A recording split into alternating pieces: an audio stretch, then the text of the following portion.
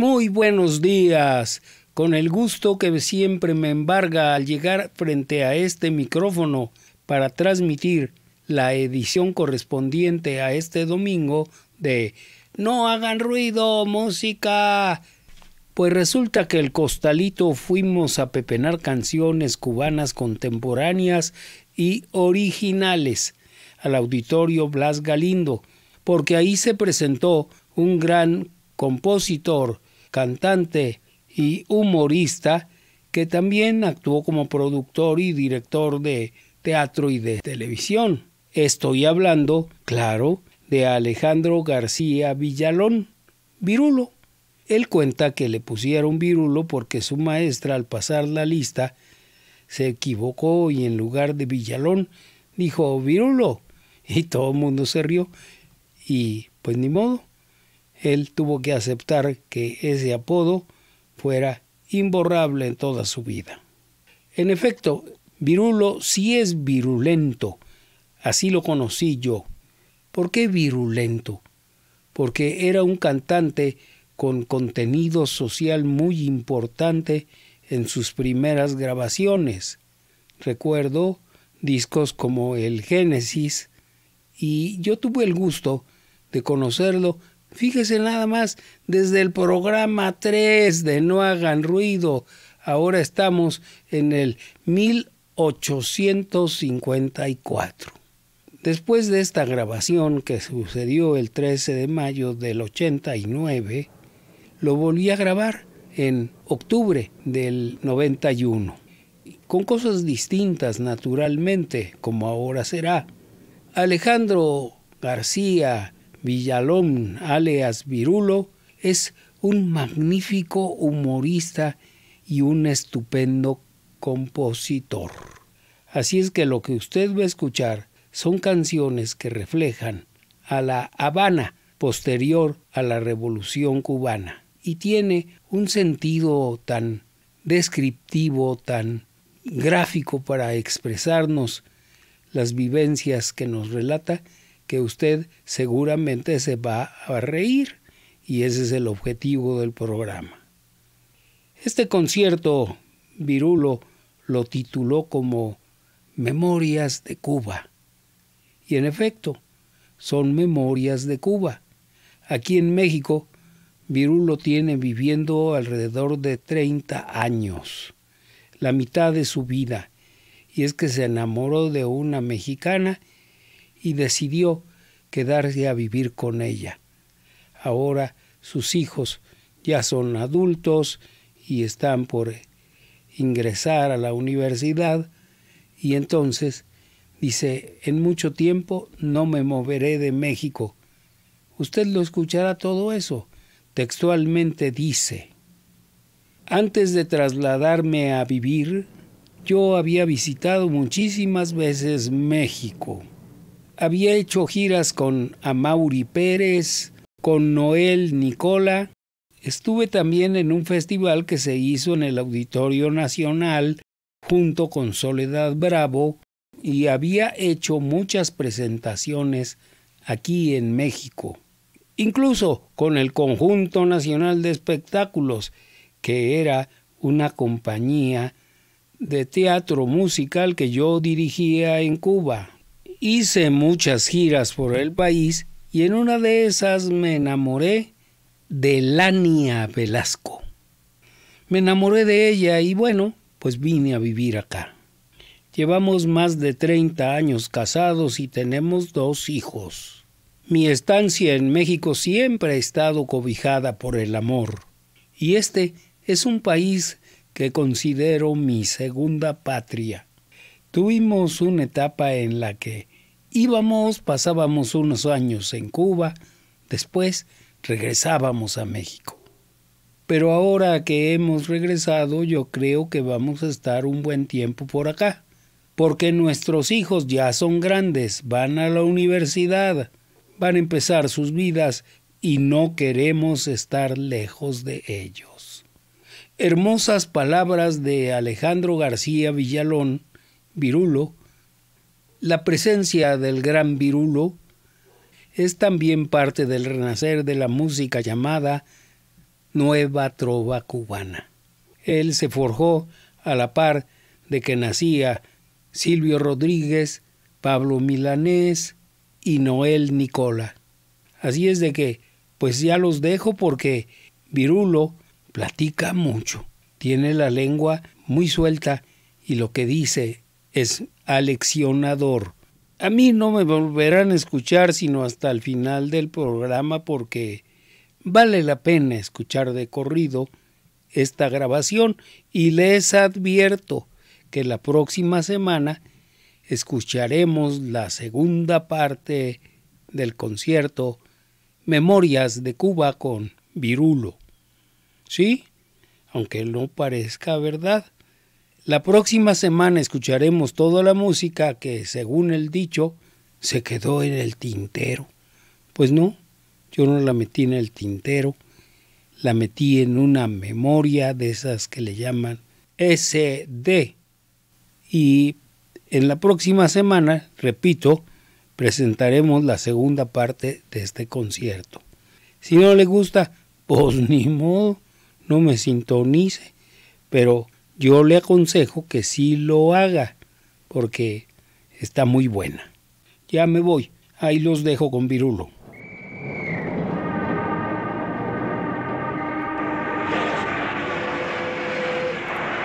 ¡No hagan ruido! ¡No hagan tanto ruido! No hagan ruido. Música. Muy buenas noches, me da muchísimo gusto estar aquí con ustedes en este Centro Nacional de las Artes, en el Auditorio Blas Galindo, y bueno, con este grupo maravilloso de Calle 4 que me va a acompañar.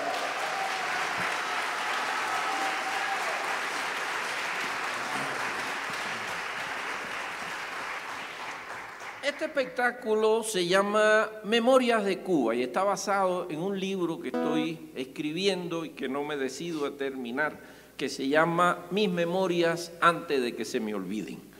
Entonces, pues bueno, esto es un poco, digamos que la primera parte, Mis Memorias de Cuba, pero sobre todo van a estar también presentes algunos momentos de Mis Memorias de México. Este es el prólogo, ¿no?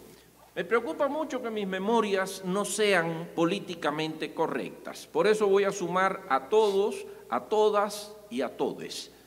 Blanca, negra, mulata, capirra, china, mestiza, jabao, mulato, blanco, pigmeo, enano, cojo, tuertos, minusválidos, invidentes, parapléjicos, sordomudos, carnívoros, veganos, comunistas, socialistas, maoístas, capitalistas, cristianos, cristeros, católicos, ortodoxos, musulmanes, budistas, judíos, abacuá, testigos de Jehová y lo que vaya apareciendo.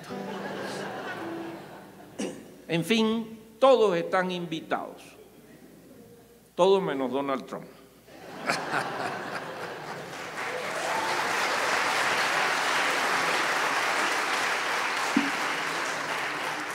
Estas memorias prometen convertirse en una orgía. Así que...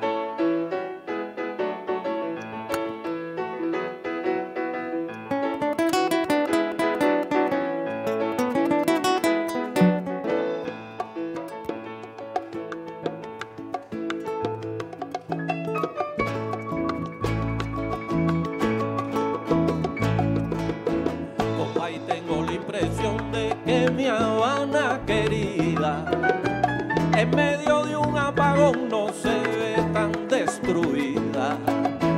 El muro del malecón se está cayendo a pedazos, pero contemplando el mar uno lo llega a olvidar. No te vayas a recostar y ten cuidado por si acaso. Me gusta La Habana así como está, pero si estuviera limpia me gustaría mucho más. Pero si estuviera limpia me gustaría mucho más. Habana, ciudad natal, derroche de sabrosura. No te haría nada mal unas manos de pintura. Ay,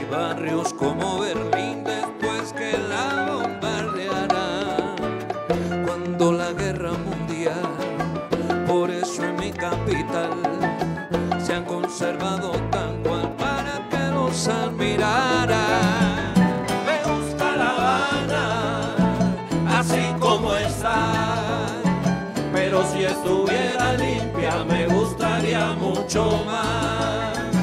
Pero si estuviera limpia me gustaría mucho más.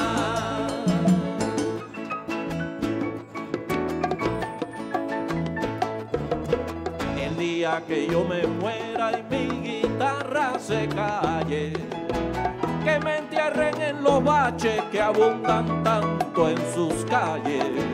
Algunos de mi tamaño encontrarán de seguro, siempre lo agradecerán los que me transitarán, y algunos recordarán que allí descansa Virulo.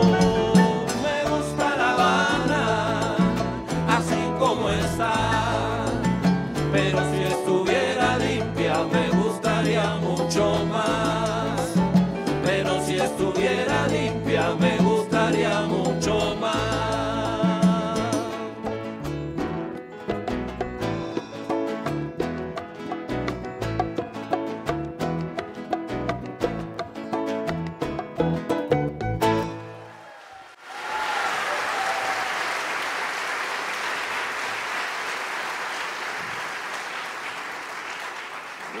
Bueno. Nací en Cuba, en La Habana, en el barrio del Vedado, en una clínica que hoy se especializa en operaciones de cambio de sexo. Es la pura verdad. He sido feliz como soy, pero sin duda resulta atractivo saber que gracias a los avances de la ciencia, cualquiera puede tener un plan B. Vi la luz un 5 de enero de 1955, cerca de la medianoche, o sea, casi fui un regalo de Reyes para mis padres. Dije, vi la luz, pero no recuerdo haber visto nada. Parece que nací con muy mala memoria. Mi primera novia la tuve a los 5 años, una vecinita de 4. Tan enamorado estaba que la invité a acompañarme al kinder. Llegamos muy felices al salón, pero para mi sorpresa, de repente mi novia empezó a ponerse roja y a pujar. Luego sacudió sus piernitas y cayeron al suelo unas bolitas muy sospechosas. El olor no tardó en hacerme salir de duda. Mi novia se había hecho caca en el kinder. Ya olvidé cómo salimos de tan penosa situación, pero nos fuimos distanciando después del incidente, hasta que finalmente ella se fue a Estados Unidos echándole la culpa a la revolución. De la crisis de octubre, de los misiles y de la inminente guerra nuclear, solo recuerdo lo que coreábamos en mi escuela. Después les hago el coro. La famosa crisis se originó cuando los gringos se percataron de que los rusos estaban instalando misiles en la isla disfrazados de palmeras. Al principio les pareció muy raro que Cuba estuviera importando palmeras de Rusia.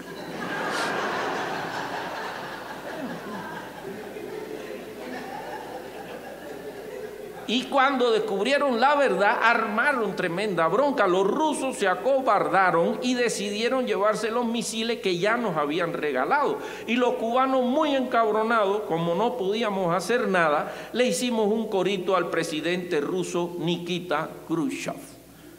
Y yo hice una canción del asunto. Vamos allá.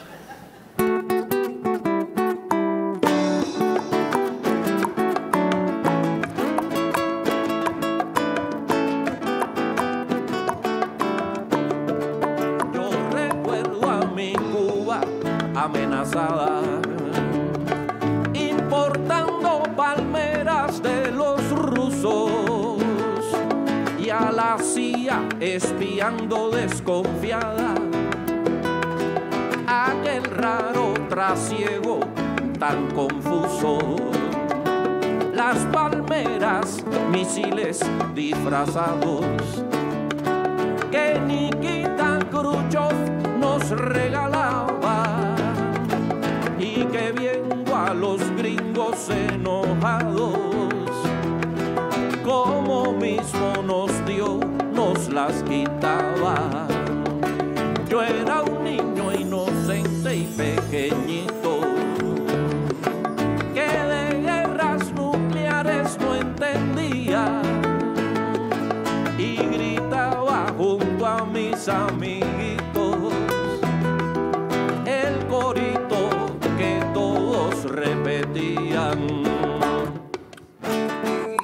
Niquita, mariquita, lo que se da no se quita, lo que se da no se quita. Niquita, mariquita, lo que se da no se quita, lo que se da no se quita. Niquita, mariquita, lo que se da no se quita, lo que se da no se quita.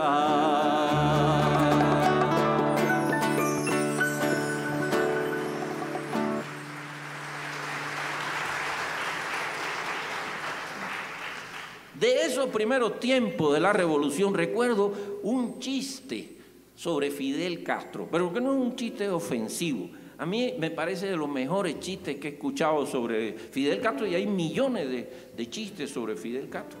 Entonces cuenta el chiste este que estaba Fidel Castro en la Plaza de la Revolución dando un gran discurso, la plaza llena de gente, y Fidel hablando, muy emocionado como hacía siempre, y de repente se percata que ahí en la multitud hay un campesino con su sombrero de guano, un hombre que se veía tímido, y le dice: usted, el del sombrero, venga para acá, súbase aquí a la tribuna, por favor. No, yo, sí, usted mismo, venga para acá.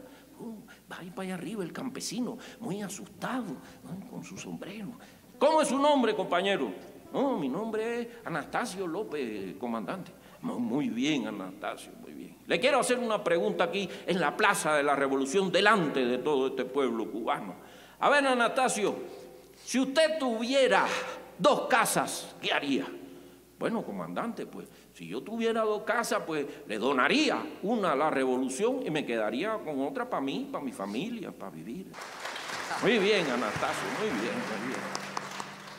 A ver, Anastasio, y si usted tuviera 2 tractores, ¿qué haría? Bueno, comandante, si yo tuviera 2 tractores, pues le donaría uno a la revolución y me quedaría con otro para mí, para cultivar la tierra. Eso, muy bien, aplausos. No, ya la plaza está que hierve, que todo el mundo dice. A ver, Anastasio, y si usted tuviera 2 vacas, ¿qué haría? Anastasio, si usted tuviera 2 vacas, ¿qué haría? Anastasio, el pueblo de Cuba está esperando por esta respuesta. Si usted tuviera 2 vacas, coño, comandante, que 2 vacas sí tengo.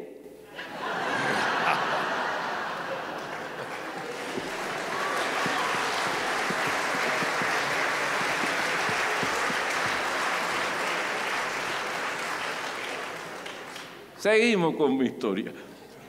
Mis padres fueron Modesto García y Alicia Villalón. Se conocieron en la Academia de Pintura de San Alejandro, donde mi abuela materna, Emma Reiné, también estudiaba. Nací en una familia de pintores, seguramente por eso me dediqué a la música.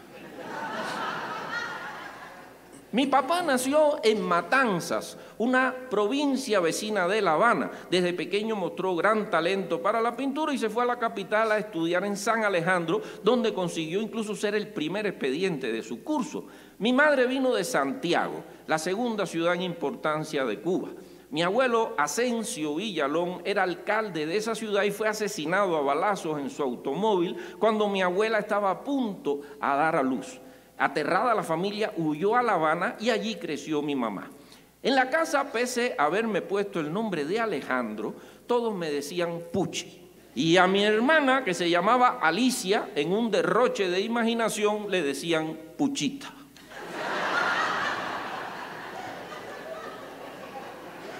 Siempre me he preguntado por qué los padres, después de pasar tanto trabajo buscando un nombre adecuado para sus hijos, a la menor provocación lo sustituyen con algún ridículo apodo que los perseguirá toda la vida. Mi relación con los apodos no podía ser peor y sin embargo empeoró. Pues a partir de los 8 años mis compañeros me empezaron a llamar Virulo. La culpable fue una maldita profesora que en 3er grado decidió cambiar con premeditación, alevosía y ventaja mi apellido de Villalón a Virulo en la lista de la asistencia. Esto provocó la risa de mis condiscípulos y que por supuesto me empezaran a llamar así. Al principio solía enojarme, pero un día llegué a la casa y mi mamá con una gran sonrisa me recibió con un "Hola, Virulo", que me dejó muy claro que no sería tan fácil quitarme ese apodo de encima. Creo que por eso soy humorista, pese a haber estudiado arquitectura. ¿Se imaginan ustedes que a alguien le gustaría vivir en una casa construida por un tal Virulo? Mi abuelita Emma era todo un personaje. Le gustaba pintar, hacer poemas y domesticar gallinas. Con el paso de los años, mi abuelita se volvió muy excéntrica. La casa tenía un largo pasillo que terminaba en una terraza y en esa terraza mi abuelita se sentaba en su mecedora a balancearse con su gallina posada en la cabeza. Mis amigos de la Nueva Trova que me visitaban se quedaban atónitos cuando al final de aquel largo pasillo veían a mi abuelita con su gallina en la cabeza. Y más aún cuando ella salía a recibirlos y a conversar con ellos con la gallina. Recuerdo en una ocasión haber visto a Silvio Rodríguez con lágrimas en los ojos, escuchando uno de sus encendidos poemas revolucionarios, mientras la gallina lo miraba fijamente.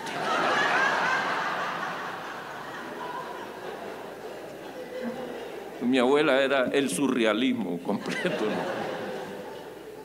En los primeros años de la Revolución, muchas personas se fueron de Cuba, abandonando hermosas casas que rápidamente el gobierno revolucionario, con una varita mágica, repartió entre familias humildes y numerosas. El barrio se llenó de niños y, por supuesto, esos niños fueron mis amigos.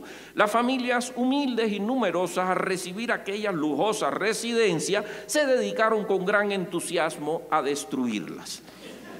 Vendiendo los inodoros, criando puercos en las bañaderas y destrozando hermosos muebles para hacer fogatas. Cuando ya no quedó nada por destruir, los ánimos se calmaron y las familias humildes y numerosas, más tranquilas, volvieron a vivir de la forma en que siempre lo habían hecho, sin muebles, sin camas, sin sillas, sin bañaderas y sin inodoro.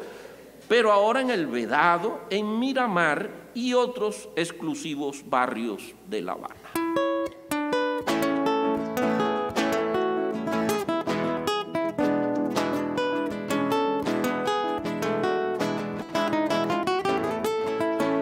Vivían en una casita con el techo de cartón, cuando la revolución los tocó con su varita. Y como en la Cenicienta se mudaron encantados para una gran residencia exclusiva del Vedado, con muebles Luis XVI, una vajilla de plata, 7 cuartos que arrebatan, pero ellos son 36. Después que se acotejaron, colocaron un letrero: aquí no cabe más nadie, ya está lleno el hormiguero.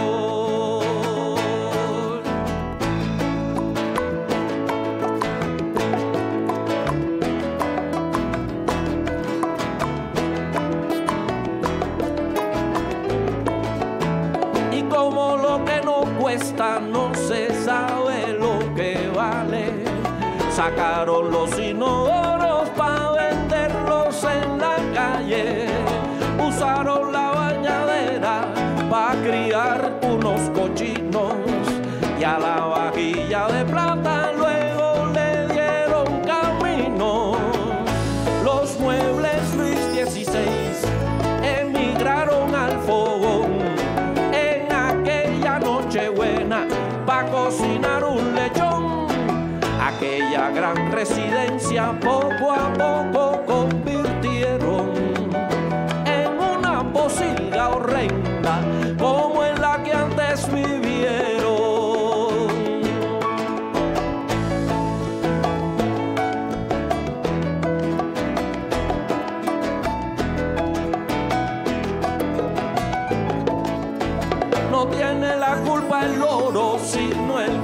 enseña a hablar. ¿Para qué sirve un inodoro si uno no lo sabe usar? Los jóvenes estudiaron y los niños aprendieron, y entonces se lamentaron de todo lo que rompieron. Consiguieron rescatar unos muebles del fogón y también la bañadera donde vivía el lechón. Hicieron del hormiguero una nueva residencia y ahora le rentan los cuartos a los turistas que vengan.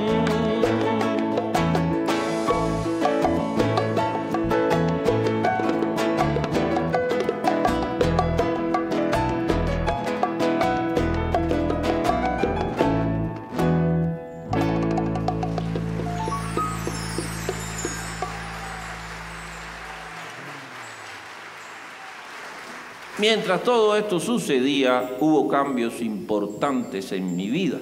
Tuve mi primera relación sexual. Dejé de ser virgen. Todo sucedió cuando un buen día la señora que vivía en el segundo piso de mi edificio se divorció y se me empezó a insinuar de mil maneras. Pero yo era demasiado idiota para darme cuenta. Finalmente ella tomó la iniciativa y una mañana me pidió ayuda para cambiar un bombillo, una bombilla en su casa. Yo acudí ingenuamente sin imaginar el problema eléctrico en que me iba a meter.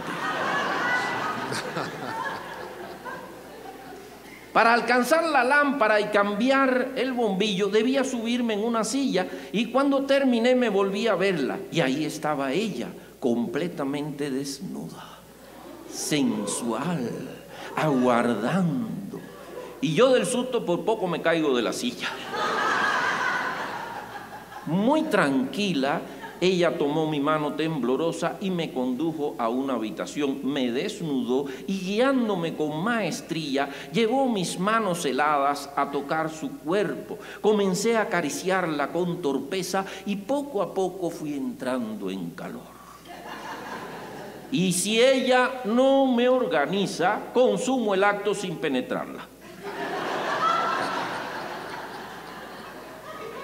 Afortunadamente me tranquilicé, me orienté y conseguí conectarme correctamente. Ella me premió con algunos gemidos entrecortados que me llenaron de satisfacción y confiado me dediqué a cumplir con mi deber de electricista. Cuando terminé le confesé que estaba muy mareado, pues era la primera vez que llegaba tan lejos. Y ella comprensiva me dio un refresco y un trozo de pastel que al parecer tenía ya preparado para la contingencia. En otras palabras, todo estaba fríamente calculado. Salvo que yo no tenía la menor idea de lo que me acababa de suceder. Bueno, sí tenía idea, ¿no? Pero me parecía tan increíble que no salía de mi asombro. Abandoné su casa temblando y corrí a contarles a mis amigos. Y por supuesto adorné el relato inventando habilidades sexuales para impresionarlos, ¿no? Mi historia rápidamente se convirtió en la comidilla de mis condiscípulos y para mi sorpresa, de repente algunas chicas comenzaron a mirarme con ojos soñadores. Yo estaba en la gloria y me pavoneaba orgulloso, salvo cuando tenía que subir la escalera de mi casa y rezaba por no encontrarme nuevamente con la señora. Comenzó así una extraña etapa en mi vida. Por una parte deseaba que volviera a pasar y por otra me aterraba que sucediera. Finalmente, combinado por mis amigos, decidí visitarla. Todo resultó mejor esta vez en la cama y me sentí más seguro. A partir de ese momento la visité cuando lograba juntar valor para hacerlo, hasta que un día llegué a su casa y me explicó que ya no podía acostarse más conmigo porque había encontrado al amor de su vida. No me gustó nada quedarme fuera de la jugada, pero me alegré por ella y nos despedimos.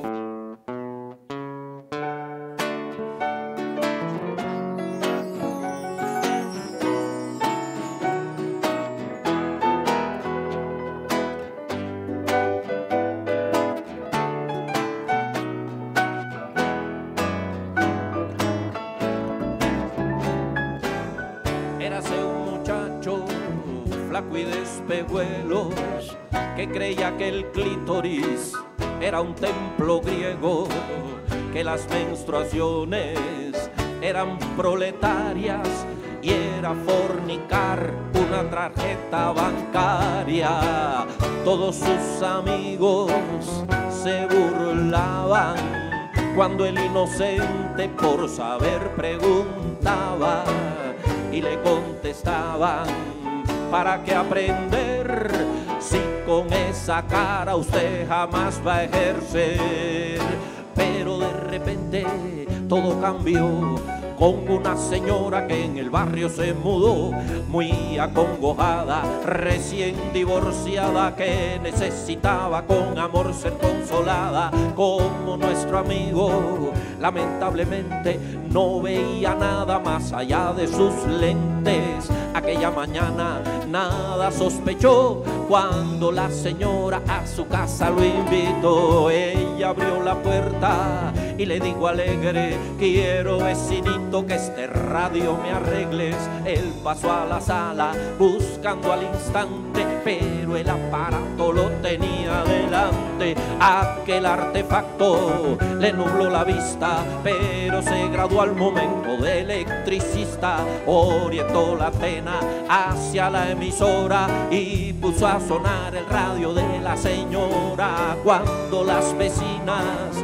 conocieron sus habilidades, pronto lo persiguieron y arreglando radios y otros aparatos, fama de galán tuvo el muchacho en un rato. Todos sus amigos envidiosos fueron a buscarle preguntando curiosos. Él sencillamente dijo la verdad: es que descubrí de pronto la electricidad.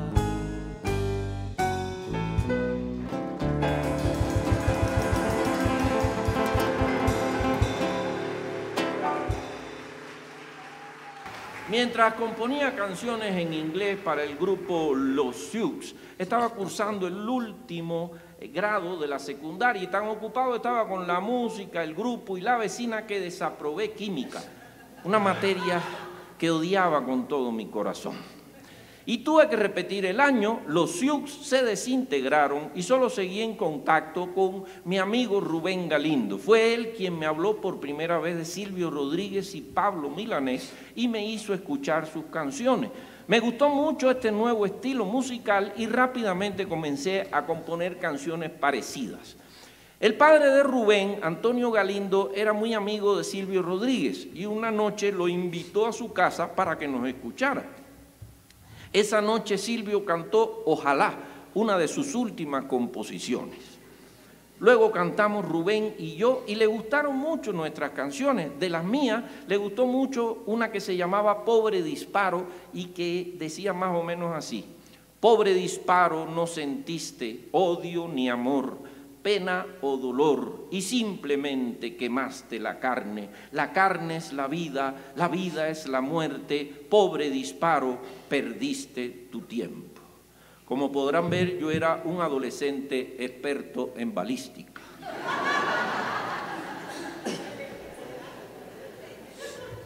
Los temas profundos y complicados nos encantaban a los trovadores. Escribíamos no menos de 3 o 4 canciones a la semana, nos reuníamos, nos caíamos a guitarrazos con otros cantautores. Entiéndase que los guitarrazos no eran físicos, las canciones sí.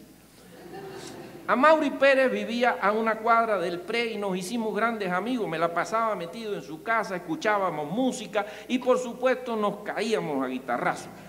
Amaury hacía unas canciones muy bonitas y admiraba mucho a Silvio Rodríguez y a Barry Manilow.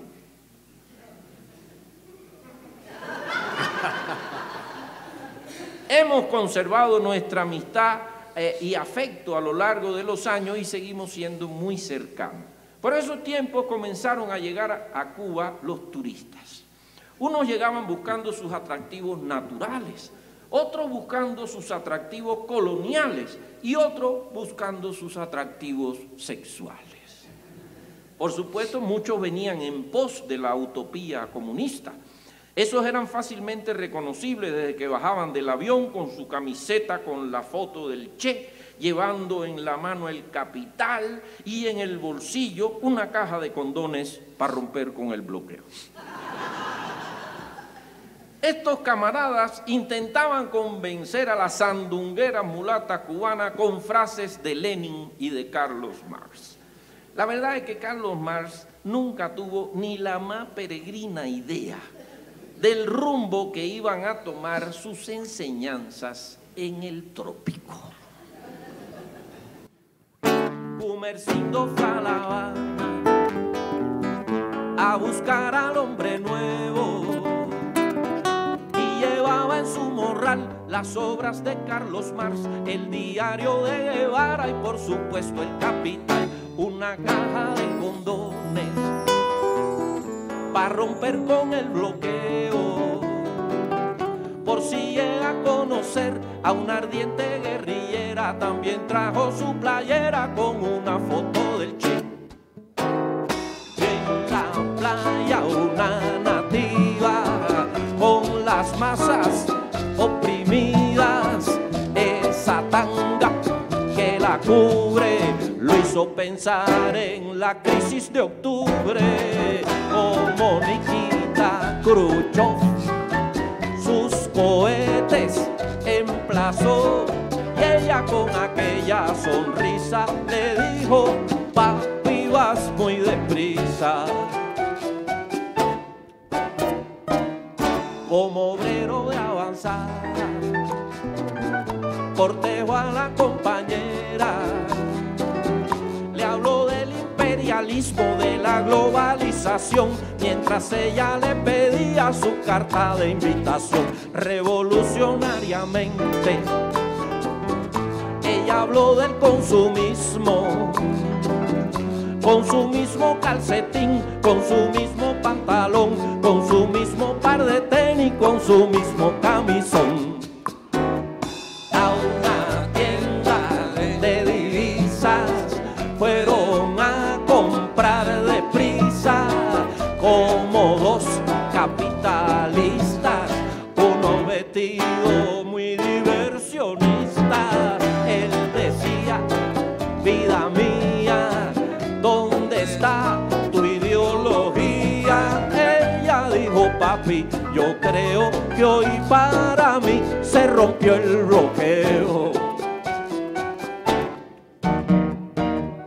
Con regalos y con charlas consiguió politizarla, mientras más le describía al imperio explotador, ella más se perfumaba con su esencia Christian Dior. Transcurrió así la semana, tuvo que dejar La Habana, pero comenzó a extrañar no a Fidel ni a Carlos Marx, sino a aquella mulatona que lo puso a guarachar.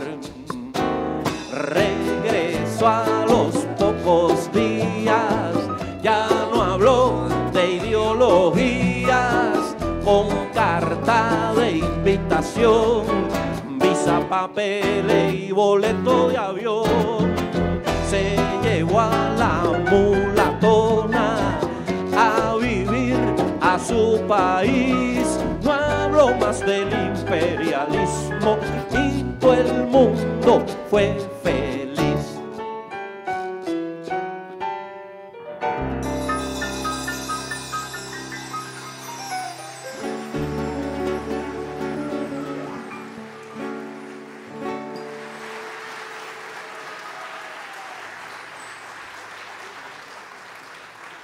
Bueno, en Cuba actualmente hay un problema con los nombres. Los nombres cubanos han cambiado mucho, al punto que hoy en día en Cuba llamarse Pedro, Juan, María, José resulta exótico.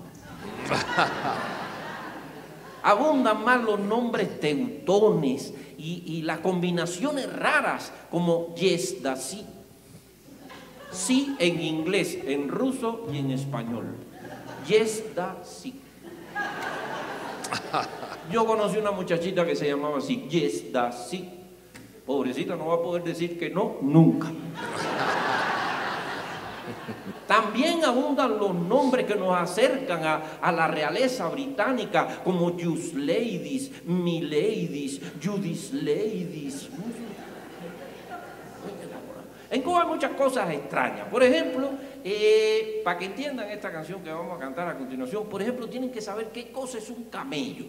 Un camello fue un invento cubano en un momento que no habían autobuses. Y entonces agarraron los trailers, los oprimieron por el medio así, para que la gente tuviera por dónde subir. Y entonces, bueno, el trailer le quedaban 2 jorobas así y rápidamente la población lo bautizó como los camellos. Ya aquí vienen los camellos. Por ejemplo, tenemos también cosas curiosas como la pasta de oca. La pasta de oca es como el paté francés, pero nosotros superamos a los franceses. Porque nosotros molemos a la oca con todo, pluma, pata, pico, si te toca lo blandito, felicidades. También hay cosas, palabras como fe. Todo el mundo sabe lo que es fe, pero bueno, en Cuba fe es otra cosa. Fe en Cuba es la abreviatura de familia en el extranjero.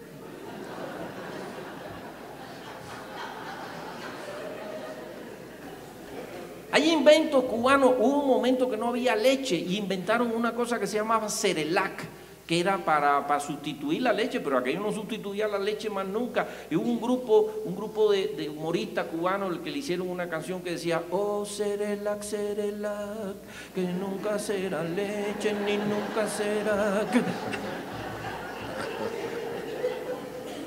Hay muchas cosas curiosas en Cuba. Entonces yo les traigo una canción que se llama La balada de Judith Ladies.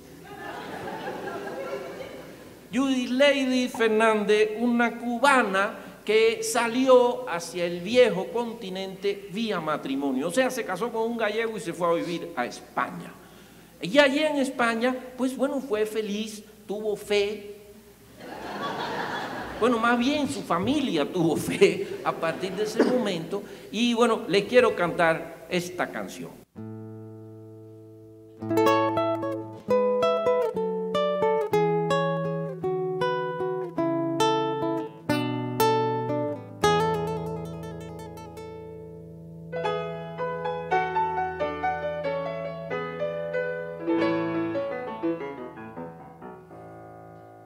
Las que se llamen Yusli, mis Yus Ladies, mios Otis, mi Ladies, o bien yes da sí. Esas sí son cubanas. Las que se llamen Carmita, Conchita, Juanita, Panchita o María Asunción, esa no sé de dónde son. Judith Lady se fue de Cuba con un gallego que conoció, remeneando y en la cintura como su mami se lo enseñó. Llegó a España con sus maletas y al cambio pronto se acostumbró. Aprendió a usar la servilleta, a decir gracias y por favor. Empezó a ganar sus pesetas, decidió mejorar su look. Se olvidó de andar en chancletas y agarró un acento andaluz. Judith Lady de vez en cuando un dinerito podía mandar. Su familia lo iba estirando y todo el mundo podía escapar. Su mamá estaba muy contenta, tenía fe que es lo principal. O sea, familia en el extranjero, que eso es en Cuba fundamental. Pero un día se volvió loca y empezó a hablar de regresar. Al camello la pasta de oca, la libreta y el Cerelac. Hija mía, ¿qué estás tramando? Piensa en la guardia del comité. Su mamá le decía llorando: aquí no hay vida si no es con fe. Judith Lady con sus maletas para La Habana se regresó. Se volvió a poner poner sus chancletas y la familia se resignó. Cuando estuvo en suelo cubano y el dinero empezó a escasear, se empató con un italiano y la historia volvió a empezar. Judith Lady se fue de Cuba, un italiano se la llevó, remeneando bien la cintura y al poco tiempo se regresó.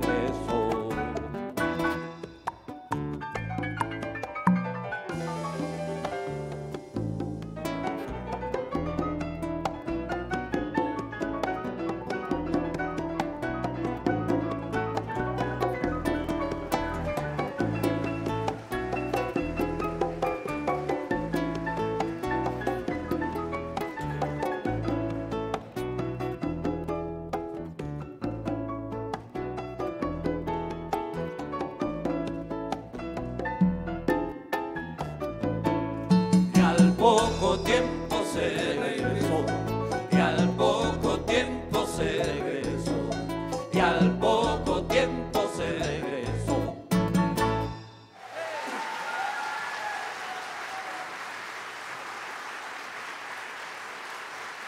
Carlos Pérez, el pana.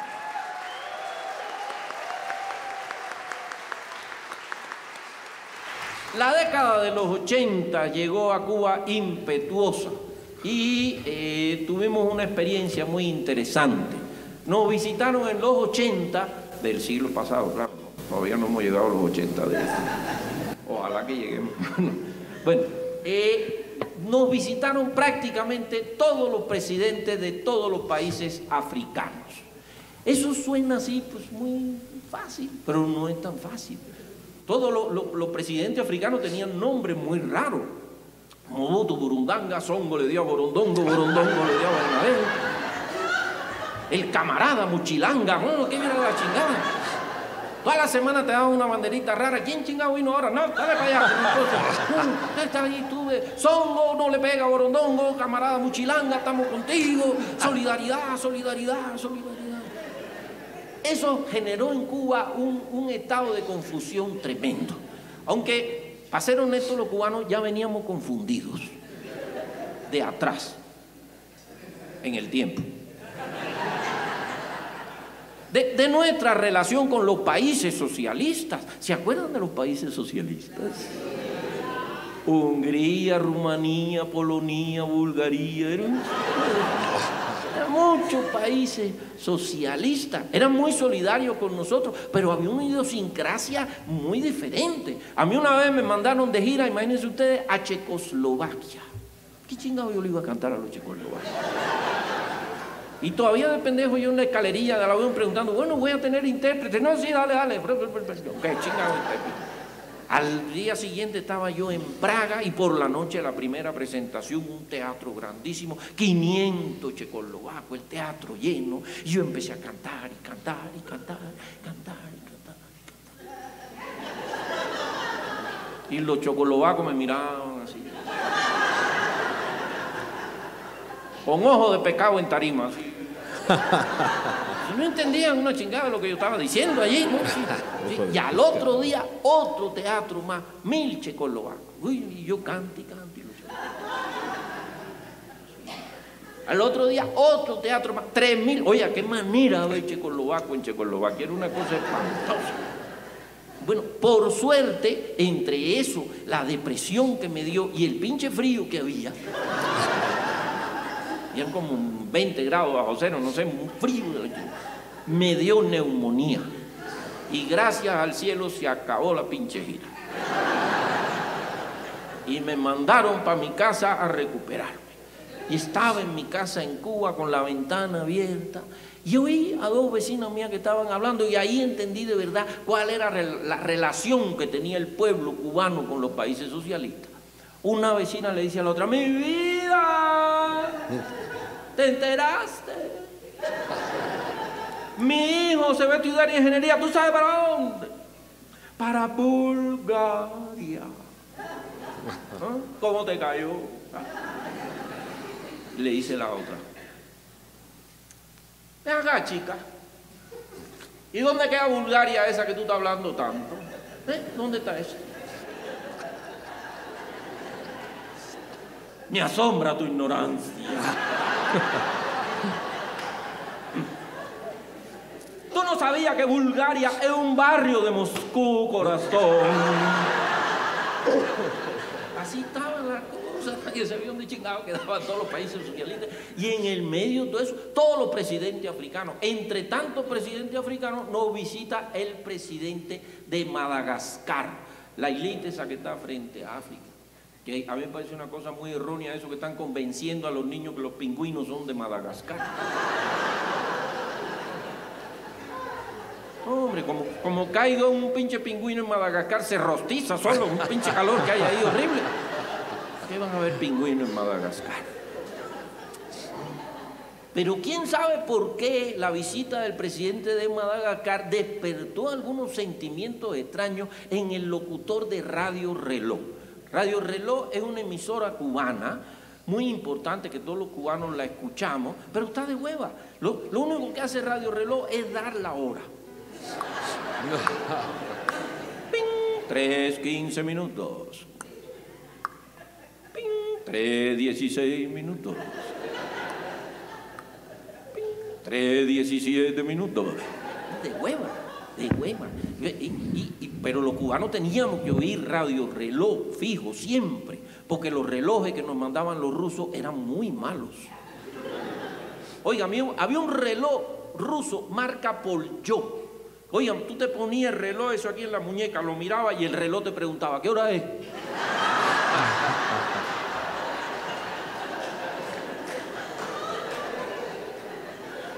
Hasta los rusos se burlaban de los relojes Poljot.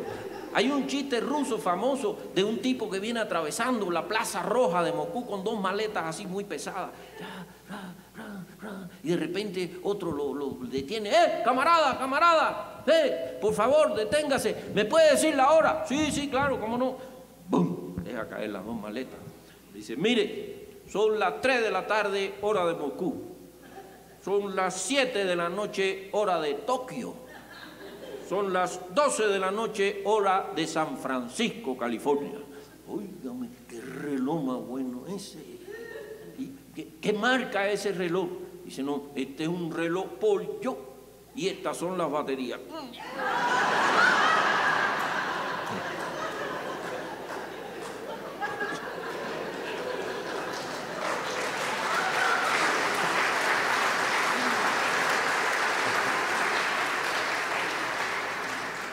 Cabrona la mercadotecnia rusa. No.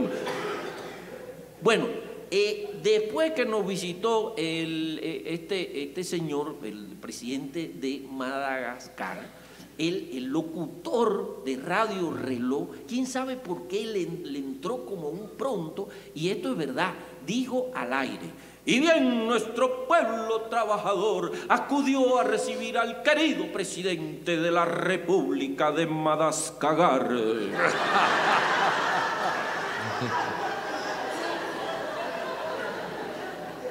Esto pasó de verdad. Mejor eso que no lo estoy inventando. Eso pasó de verdad. El tipo parece que por el camino se dio cuenta y dice, perdón. Madagascar.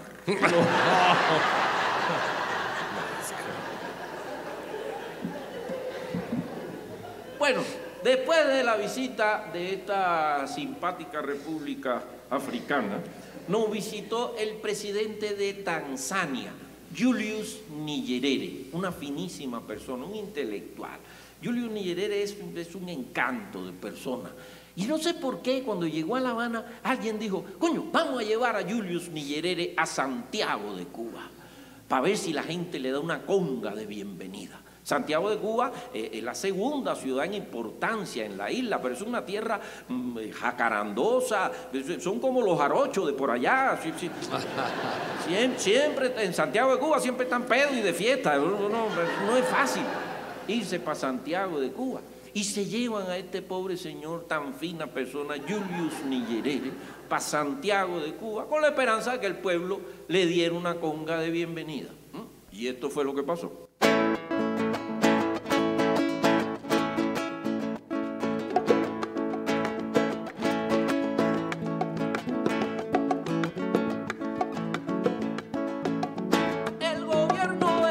Habana trasladó una invitación al presidente en función de la lejana Tanzania.